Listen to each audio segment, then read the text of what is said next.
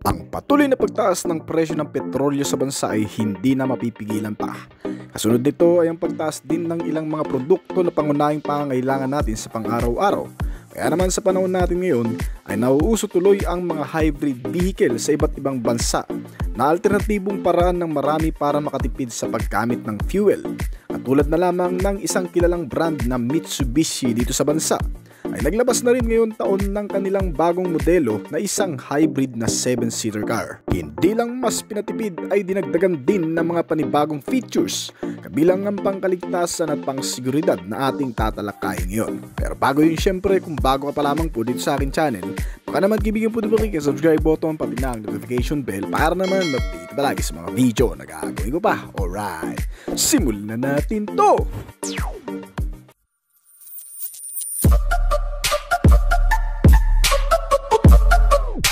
Ngayon sa ikapitong bahagi na ng Mitsubishi Xpander noong inilabas sa taong 2017 ay malaki na rin talaga ang pinagbago nito sa pangunahing aspeto na external design na kung saan ay nagkaroon ng panibagong facelift sa buong bahagi ng disenyo nito, pati na rin itong bagong Xpander Cross na inilabas sa bansa noong 2023. Ang mga ito ay mas tinangkilik ng maraming Pilipino dahil sa napaka-practical na klase ng utility, komportable, sulit at napaka-reliable.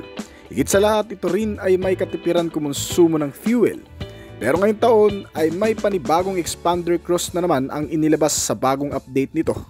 Ang Xpander Cross HEV o hybrid vehicle na. Mas pinaganda, pinatipid at mas pinalakas. Ang bagong Cross ay nalinya na ngayon bilang isang modernong MPV car 7-seater na electronically powered by hybrid capability.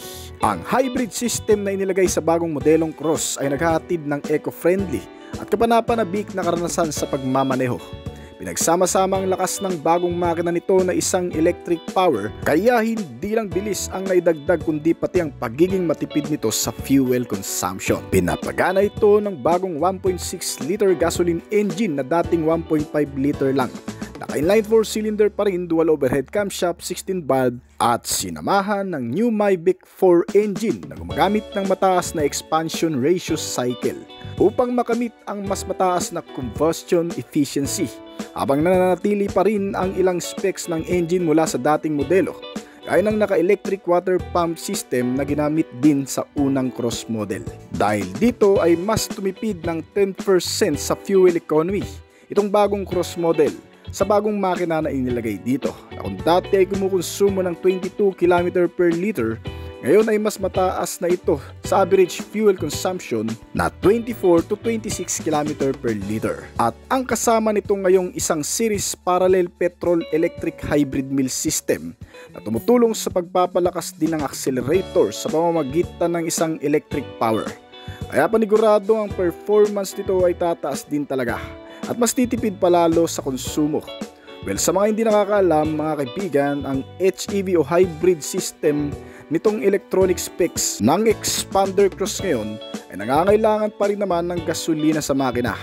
Pero ang battery nito ay wala ng charging port. Kumbaga, na-charge na lang ang baterya sa pamamagitan ng regenerative braking gamit ang traditional na hydraulic braking system o disc brake at drum brake ng sasakyan. Sa pamamagitan ng mga pagpipreno o sa bilis ng takbo ay nakagagawa ng init na siyang nako-convert naman into electric power at nagsisilbing generator ng baterya. Kaya kahit hindi na isaksak pa o kahit walang mga charging station ay automatic na magcha-charge ang battery nito. Kaya ang HEV ang napili ng brand para ilagay sa bagong Xpander Cross at Xpander model na inilabas ngayong taon. Dahil dito ay maaaring dalhin ng bagong Mitsubishi Xpander Cross HEV sa kahit saang mang bansa na hindi nangangailangan pa ng charging station, unlike sa electric vehicle or gaya ng mga Tesla car na kinakailangan pa rin ng mga charging station. Kaya sa mga nagdadalawang isip sa HEV o hybrid electronic vehicle na Xpander Cross, tiyak na magugustuhan nyo na ang bagong modelong ito kasi halimbawa na lamang din na ubusan ka ng gasolina sa daan. Ito ay mapapagana mo pa rin sa automatic na paraan ng pag-convert into electric na pagpapaandar sa Xpander Cross, na kung saan ay gumagawa naman ng maximum output na 116 horsepower at 255 Nm ng torque kapag electric ang gamit mo. na may average top speed na 170 to 180 km/h. Habang ang motor o engine naman ito na walang kasamang electric ay nagge-generate lamang ng mas mababang RPM at maximum torque. Hindi naman nalalayo ang bilis, pero ang nagagawang hatak sa makina ay mas lumalakas pa rin ang combination ng electric at bagong 1.6 liter na makina nito. Pagdating naman sa consumption ng fuel, kapag electric ang gamit mo, base na rin sa ginawang test ng New European Driving Cycle o NEDC, ito ay mas nakatitipid pa ng 34% sa city driving, habang 15% naman ang itinipid nito sa mga highway. O sabihin na nating kumukonsumo ito ngayon gamit ang hybrid mill ng hanggang sa 26 to 32 km per liter. Talagang sulit ang modelong ito mga kaibigan. Dahil bukod pa dyan, ay nilagyan din ito ng bagong features pagdating sa driving. Mas bumilis din daw kasi ang response ng accelerator at mas gumaan ang handling kumpara sa dati. Meron itong bagong inilagay na 7 klaseng driving mode system. Magagamit mo ito sa kahit anong kondisyon ng kalsada o lugar na paggagamitan. Isa pa, makakapili ka ng mas nababagay na performance na gusto mo. Kagaya na lamang ng unang driving mode nito na tinatawag na EV mode. Pag gamit mo ang driving mode na ito, maaari kang mamili sa dalawa kung alin dito ang pagaganahin o yung titipirin mo, na kung saan kung naka-fuel ka ay maaari ka pang makapag-charge ng baterya. Samantala kung baterya naman ang gamit mo ay talagang makatitipid ka naman sa gasolina. Ang pangalawang driving mode ay tinatawag na charge mode. Kapag pinaandar mo ang makina sa mas mataas na power output, ay mas bumibilis ang pagcha-charge ng baterya, kaya makakapahinga ang hybrid power. Ang pangatlo naman sa driving mode nito ay tinatawag na normal mode. Kilala rin ng driving mode nito sa tawag na comfort mode. Smooth ang pagpapaandar ng sasakyan na para ka lamang gumagamit ng kasalukuyang expander na nasa bansa sa city ride. Ang pangapat nito ay tinatawag na tarmac mode. Ay perpekto naman para sa mas mabilis na pagpapatakbo. Mas mabilis ang response ng accelerator para gumawa ng mas mataas na performance sa kalsada. Kilala din ng tarmac mode sa ibang term na sports mode. Ang panglimang driving mode ay tinatawag naman na gravel mode. Ay para naman sa mga malulubak na kalsada. In other term, ay para sa mga pagpapaandar sa mga off-road. Ang panganim nito ay tinatawag namang mud mode. Of course, para naman ito sa mga mapuputik na kalsada. At ang pinakahuli ay ang wet mode na para naman sa mga matutubig na lugar. Kung papansinin sa external, ay halos walang pinagkaiba sa kasalukuyan na expander cross ang buong disenyo nitong bago. Maging ang body figure, hugis at sukat. Pero kung susuriing maigi, makikita sa front grille ang kaunting pagbabago sa shape at pagkakaroon nito ng badge ng HEB malapit sa front logo nito, pati sa tailgate at sa side-to-side fender panel ay mayroon din nakalagay. Kaya madaling ma-identify lalo na ng mga expander cross owner ang pagkakaiba ng mga ito. May mga naka-LED type na headlamp, daytime running light at tail lamp, mas madaling makikita sa gabi. Sa loob ng interior cabin ng Mitsubishi Expander Cross Hybrid, naroon pa rin naman ng ilan sa mga pamilyar na features nito, gaya ng mga komportableng seats na foldable de adjustable at makakargahan na malalaking gamit o bagahe, lalo na kung itutupi mo ang lahat ng mga upuan nito sa rear portion. Ang hybrid Mitsubishi Expander Cross ay mayroon ding bagong 8.0-inch colored liquid crystal display LCD meter gauge na nagpapakita ng kumpletong impormasyon, particular sa mga hybrid system nito, kaya ng power meter na nagsasaad ng eco power at charge status ng zinc sa accelerator control. Makikita rin ang impormasyon patungkol sa EV driving efficiency at natitirang baterya, kaya maaagapan mo kagad ang pagkalobat nito. Kasama rin sa makikita mo sa instrument panel screen ang 7 driving mode nito na nagbibigay daan sa madaling pagpili habang nagmamaneho. At pagdating naman sa center console panel, makikita rin ang new shifting lever frame ng gear selector kasama ang 9-inch infotainment touchscreen display ay mayroon ding kakaunting pagkakaiba sa dati na sinusuportahan ng Apple CarPlay at Android Auto at ilang pang mga connectivity gaya ng Bluetooth, smartphone, FM and AM radio, USB and auxiliary input at mas pinagandang audio sounds nito. Ang iba pang mga features na makikita sa bagong Xpander Hybrid ay ang mga heat reflecting leather seats na kung saan bagamat naka-leather ang cover seat ay hindi nag-absorb ng init sa balat. Talagang matibay. May kasama ng mga center armrest, foldable at adjustable pa. Kasama ang iba pang mga bagay na makikita mo sa loob nito ay ang mga bottle and cup holder with vanity mirror, mga front and side pocket, console pocket at glove box compartment. Kasama ang keyless ignition system nito at mga control pati na ang multifunctional steering wheel na may mga switch function. Halos kumpleto na nga ang buong sistema na magpapakonvenience sa'yo habang nakasakay ka dito. Maging ang pagiging komportable sa biyahe ay talagang hindi mo nahahanapin pa dahil sa pagkakaroon ng magandang aircon system with heater at power window. Meron din itong kasamang cruise control system para naman sa hindi nakakangalay na pagmamaneho nito. Dahil dito ay kahit hindi mo natapakan pa ang accelerator pedal o yung gasolina ay automatic pa rin itong tatakbo sa nakatakdang bilis. Bagay ito sa mga nagmamaneho papunta sa malalayong lugar. Meron din itong mga panibagong safety features para mas mapalakas ang pangkaligtasan. At syempre, dahil itong Xpander Cross Hybrid ay pwedeng gamitin sa off-road, nilagyan din ito ng traction control system para sa kahit anong kondisyon ng kalsada ay makakasabay ang pag-ikot ng gulong nito para iwas pagkadulas o pag-skid ng mga gulong nito, lalo na kung may dadaan sa mapuputik, matutubig at mababatong lugar. At narito pa rin sa modelo ang safety features nito na Active Yaw Control System. Isang makabagong dinevelop na feature sa pangkaligtasan para mas makontrol na maayos ang driving at ang brake force sa mga emergency braking sa pagitan ng kaliwa at kanang mga gulong nito. Dahil dito ay mapapanatili ang magandang biyahe. Meron din itong accelerator control system. Sa pamamagitan nito ay naitatransmit ang posisyon ng accelerator sa engine control.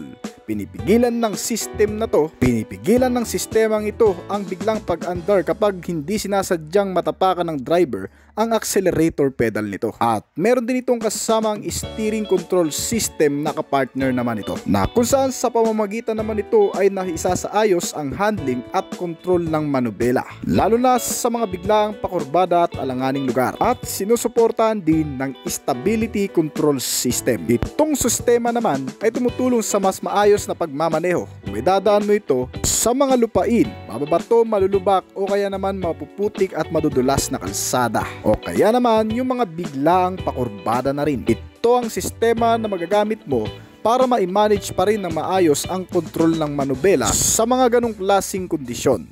Meron din itong electronic parking brake na may kasama ng auto hold. Ito ay hindi na ginagamitan ng manual o dihilang lever para ma-activate ang parking brake, dahil ito ay auto switch on and off na lang. Bukod pa dyan ng ilan pa sa mga particular safety features nitong bagong Xpander Cross na meron din sa lumang modelo ay pagkakaroon nito ng electronic brake distributor. Nagpapatibay ng kapit ng brake at nagpapahina ng takbo lalo na sa mga pababang kalsada.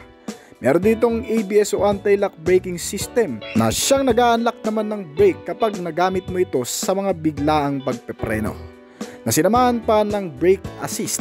Meron din itong hill start assist control system na magagamit mo naman sa mga paahon na kalsada, dahil kahit nakatigil ang sasakyan sa mga biglang paakyat ay hindi ito basta-bastang uus-us pababa ng bundok kahit hindi ka nakatapak sa brake pedal.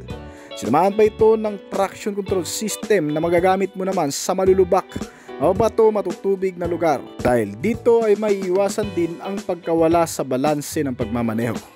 Sinamahan pa ito ng speed sensing door lock. Habang tumatakbo ng mabilis itong sasakyan, ay otomatikon namang naglalak ang mga pintuan nito para nang sa ganon ay hindi basta-bastang mabuksan, lalo na kung mabilis ang takbo nito. At syempre hindi nawawala dito ang mga basic safety features gaya ng airbags sa driver and passenger, mga seatbelt, front and side impact beams, may crash sensor at marami pa. At para naman sa security features, itong modelo ay naroon pa rin ang 5 klaseng security features nito na mag-iingat naman sa modelo kapag ikaw ay walang sariling parkingan sa bahay at iniiwan mo lamang ito sa labas, na kung saan ay hindi basta-bastang magagalaw mapapastart o makakarnap ng kahit na sino na magtatangka dito kung wala ang mismong transmitter key nito. Dahil sa pagkakaroon nito ng central locking, power door lock, engine immobilizer system, anti-theft alarm at anti-theft device na siyang tumutulong para maingatan ng mabuti itong sasakyan lalo na kung unattended tayo 24 oras. Itong Xpander Cross ay inilalabas pa lamang sa bansang Thailand ngayong taon kasama ng paglabas ng kapatid nito na si Xpander na pareho ng mga naka-hybrid electronic power. Hindi pa rin natin masasabi kung ito nga ba ay hindi kasama sa coding kung dadalhin na dito sa Philippine market. At syempre, kailan nga ba ito dadalhin sa Pilipinas? Wala pang malinaw na impormasyon tungkol sa Mitsubishi Motor Philippines kung tuluyan nga bang dadalhin ngayong taon itong mga bagong Cross. Ang sigurado lang dito ay ang posibleng pagdating nito sa Pilipinas. Meron itong estimated price na 1.5 million kung sakali mang dadalhin na sa Pilipinas. May 5-year warranty sa hybrid system at 10-year warranty naman sa baterya nito. Para maikumpara mo na rin kung ano mga pagbabago dito, ang susunod natin ay ang Xpander Cross na narito sa bansa. Anyway guys, narito tayo ngayon sa showroom ng Mitsubishi. Ang Mitsubishi Xpander Cross, kung mapapansin natin na nasa display ngayon, ay premium variant po yan ng Xpander. Inalabas ang modelong ito noong 2017 pa. Ang pagsipa ng mga unit sa merkado ng MPV car category ay siyang pagsipa rin ng modelong ito. Na kung mapapansin natin ngayon dito sa bagong anyo nitong Xpander Cross, ay may napakalaking pagbabago. Well, sa mga hindi nakakaalam, kakarating lang din po nito last month at may mga nakapagsabi na sobrang baba ng detalye na dinala nila dito compare doon sa inilabas sa bansang Indonesia. Kung saan ito nanggaling, pero bago natin i-check yun, hayaan nyo munang makita ang buong disenyo nito at para mas ma-appreciate na rin natin ang pagiging elegante ng pormahan at napaka-macho ngayon ng datingan. Sa bagong facelift ng front face na namumukod tangi mga kaibigan, dahil kung pagmamasdan ang ibang mga sasakyan na kagaya nito ay dito mo lang din kasi makikita ang naglalakihang headlight sa ibaba at napakatalas na clearance light naman sa itaas na mas sumingkit ito compare sa dating disenyo. At parang putol-putol na linya, bagay lang din yan sa napakagandang looks nito ngayon. Ang paglamp naman nito kung titingnan ay nagbago rin ang hugis. Naging kwadrado na ito ngayon sa dating circle shape ay mas naging elegante pa sa datingan. Dagdagan pa yan ng front bumper at mga side garnish nito. Hindi pa rin naman masyadong binago yung disenyo pero mas naging attractive lang talaga siya tingnan. Hindi ko alam kung dahil sa bago pero para sa akin ay talagang mas nag-stand out ang pagiging guwapo nito ngayon. At mapunta naman tayo sa side portion nito. Same na same nung sa dati, wala ring pagbabago masyado dahil narito pa rin naman yung mga side door claddings nito. Dito lumilitaw ang pagiging premium nito sa Xpander na standard variant. Kasi kung tutuusin sa overall na looks, kung wala itong mga cladding ay para na rin talaga siyang standard variant ng Xpander, alright.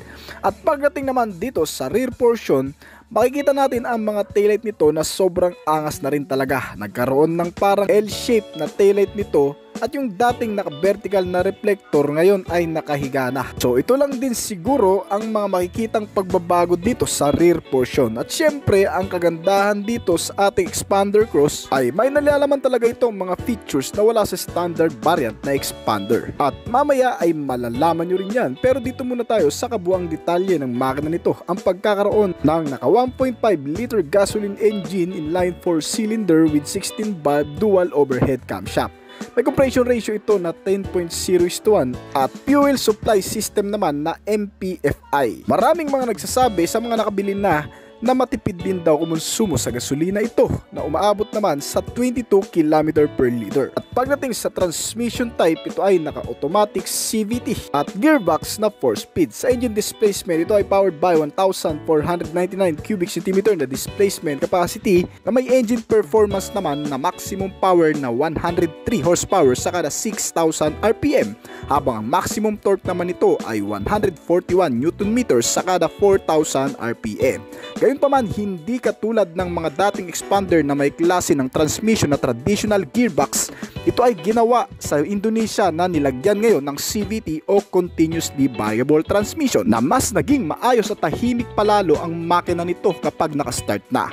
At sagana rin ito sa napakaraming features, pangkaligtasan at very secure na rin. Kaya mas magiging kampante ka pa at relax na rin sa pang-araw-araw na gamitan. At kabilang nga sa mga mahalagang safety features na meron na ito mula sa old version ay ang ABS sensor.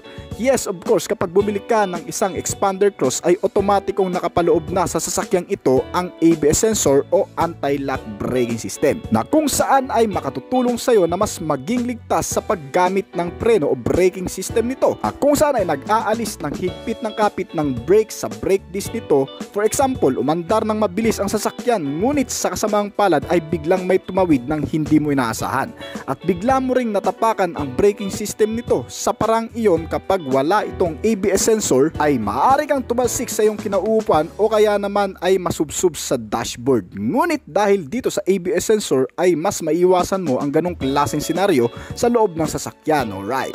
Bukod pa dyan, isa pa sa safety features na bago lang sa Expander Cross 2023 model ay ang AYC o Active Yaw Control System. Ito naman ang sistema na kung saan ay kumokontrol sa puwersa ng pagmamaneho o pagpapreno sa pagitan ng kaliwa at kanang gulong nito, na kung saan ay sinusukat ang magiging behavior ng isang sasakyan sa kung gaano kabarubal halimbawa ang magmamaneho nito. Sa pamamagitan ng sistemang ito, madalas ay ang sasakyan na lang din ang nag-a-adjust sa mas safe na paraan ng pagmamaneho natin. Hindi pa natin masyadong mailalaborate ang ganitong klaseng sistema, pero malaki ang maitutulong nito sa mga taong wala pang kasanayan o yung mga baguhan pa lamang magmamaneho ng isang 4 wheels na sasakyan. At hindi pa rin dito nawawala ang EBD o Electronic Brake Distributor, na kung saan ay mas pinapalakas naman ng sistemang ito ang puwersa ng braking system. Isang halimbawa dyan ang nagagawa ng sistemang ito kapag nasa pababang kalsada at may kargang mabibigat ang buong sasakyan, na kadalasan sa mga pababang kalsada kapag gumagamit tayo ng brake ay medyo hindi kumakagat, lalo na kung napakabigat ng kargada ng sasakyan.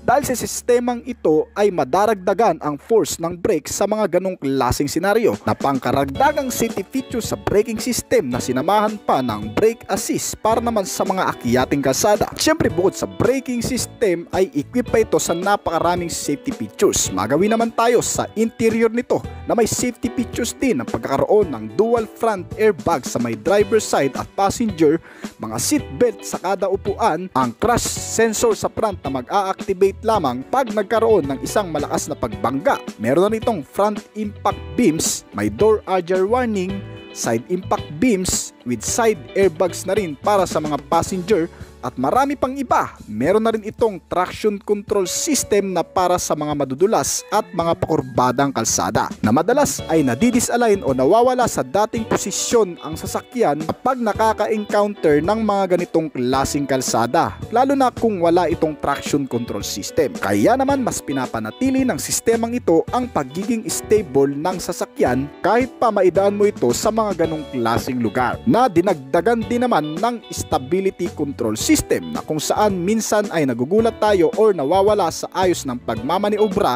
dahil sa mga bagay na mai-encounter natin. At sa sistemang ito ay ma-maintain ang maayos na pagmamaneho at mas magiging confident ka pa. Meron na rin itong kasamang hill start assist para naman sa mga akyating lugar. At syempre, hindi makukumpleto ang lahat kung wala naman ang security features. Ang pagkakaroon ng kapanatagan sa sarili ay isa rin sa mahalagang bagay, lalo na kung ikaw yung tipo ng tao na bihira lang mabiyayaan ng ganitong klaseng bagay. Mahalaga ang may safety features tulad na lamang ng engine immobilizer system na hindi rin basta-bastang mabubuksan ng kahit na sinuman, nang magtatangkang buksan o paandarin ang makina nito kahit gamitan pa yan ng kahit anong electrical procedure. May mga kasamang power door locks at central locking system na rin para mas secured pa sa masasamang loob na magkaka-interest dito. Alright. At bagong-bago rin ang mga interior design nito. Mula instrument panel gauge ay may bago na ring disenyo na pang modern looks na rin talaga. Present din dito ang napakagandang screen monitor na kung saan ay narito pa rin ang entertainment and communication. Mahalaga rin ito kapag maglo-long ride ka para tuluyang maiwasan naman ang pagkabagot at nakakaantok sa napakahabang biyahe, dahil meron na itong FM and AM radio, may mga speakers sa kada pintuan front and rear. Nakasama na rin ang multipurpose steering wheel na makokontrol mo na rin ang audio system, mga sounds sa monitor dahil may mga pindutan ito sa mismong manubela. May integrated 2-day in audio, USB and auxiliary input, navigation system, detach ka rin na rin ang sistema nito at naka-Bluetooth connectivity. At itong screen monitor natin ay may size na 7 inches. Meron na rin ditong smartphone connectivity, mirror link. Kaya talagang malilibang at mas magiging komportable ka na sa napakalambot rin na upuan nito na nakaka-relax namang upuan. Ang posisyon ng mga passenger at driver na hindi naman nakakangalay din ay siguradong mas magpapaganda pa sa biyahe nyo. Alright. At syempre bukod pa dyan, para naman sa mga gadgets natin, meron na rin itong mga kasamang charging port system o charging system ng cellphone gadget. Na hindi nyo na siguro kailangan pang uminto ng mga charging station o 7-Eleven dahil mismo dito sa sasakyan ay makakapag-charge ka na. Ang armrest na may bottle holder, mga air conditioning at multipurpose steering wheel na nga. At pagdating naman sa external nito, naroon ang central mounted fuel tank sa ilalim nito na may 45 liters ang capacity. At ang average fuel consumption nito ay umaabot kapag ikaw ay nag-city ride ng hanggang sa 18 km per liter. Ngunit kapag long ride naman, ito ay umaabot sa 26 km per liter. Sobrang tipid na niyan mga kaibigan para sa ganitong klaseng sasakyan na pang malakasan, alright. Ang mga gulong nito ay naka-mags type na rin kaya maganda na ring tingnan. With tubeless tires na may kabuang sukat na 205 by 55 R17. Ang antena nito ay dagdag pogi points na rin dahil naka-shark spin na ang disenyo nito. At yun na nga, mula sa harapan na ilaw nito, mga headlight, DRL, fog light hanggang dito sa rear portion na taillight nito, lahat yan ay naka-LED na may mga karagdagang reflector sa rear portion para mas maging visible pa. Alright, at pagdating naman dito sa dimensions and capacity, malalaman natin dito kung mas lumaki nga ba ito sa old version nito. Sa bagong modelo ngayon, ganun pa rin naman na may 7 seating capacity at 5 doors. Ang kabuang taas nito ay 1,750 mm na may fuel tank capacity na 45 liters at wheelbase size na 2,775 mm. Ang kabuang bigat ng sasakyang ito ay umabot sa 1,255 kg. Ang ground clearance nito ay 225 mm na mas matatansya mo na siguro ang mga madadaanan nitong lugar na binabaha. Ang gross weight naman nito ay 1,840 kg. Yun ay kung kasama na ang mga nakasakay o pasahero nito maging sa ibang bagay na ikakarga mo dito. At ang kabuang lapad naman ng sasakyang ito ay umabot sa 1,750 mm. May kabuang haba naman ito ngayon na 4,595 mm. May kaunting pagbabago sa external design nito. Yun naman talaga ang kapansin-pansin dito. Mga nabawasan o nadagdagan ng ibang fairings na mas nagpa-attract pa sa expander cross na to at ang size nito ay medyo lumaki rin talaga. Pero sa ibang features specs pa mula sa old version ay hindi naman nabago. Nadagdagan nga lang ng ilan pa sa safety features ngunit ganun pa rin sa ibang bagay. Pero kung ikukumpara natin ang modelo na inilabas sa bansang Indonesia, ito ay kumpleto talaga ng safety features dahil dito ang lumabas sa Pilipinas mga kaibigan ay nawala ang kanyang 360 camera. But anyway ay napakaganda pa rin naman ng dumating dito. Bagamat wala itong 360 camera ay nagkaroon pa rin naman ito ng AYC o Active Yaw Control System. At syempre available na rin itong expander cross sa lahat ng dealer branch ng Mitsubishi Motors. At ito ay may kabuuang halaga na 1,328,000 pesos. Pero hindi ito yung exact price kasi mga kaibigan, kapag bumili kayo sa dealer ay mas tumataas pa ito. Depende kasi sa range ng lugar na pagbibilhan nyo. So hanggang dito na lamang po siguro ating video, pero bago po tayo magtapos ay nais ko po munang i-shoutout si Sir Prince Dan ng Tondo, Manila. Shoutout po sa inyo idol. Ganon din po kay Sir Nonilon Domanais. Shoutout po sa inyo sir. At para sa mga patuloy na sumusuporta, tumatangkilik at nag-aabang palagi sa mga video na ina-upload natin, maraming salamat po at shoutout po sa inyo guys. Ngayon kung bago ka pa lamang din po dito sa aking channel, baka naman kaibigan pwede mo maklik ang subscribe button pati na ang notification bell para naman update kita palagi sa mga video na gagawin ko pa. At syempre hintayin ko rin ang opinion at comment mo sa ibaba. Kung may mga katanungan ka tungkol sa video na ito, huwag kang mahiyang mag-comment kaibigan upang nang sa ganun ay masagutan ko rin ang mga nais mo pang malaman at makakuha rin ako ng idea mula sa iyo na magagamit ko sa aking mga susunod pang video na gagawin. This is Oblis Collection. Thank you!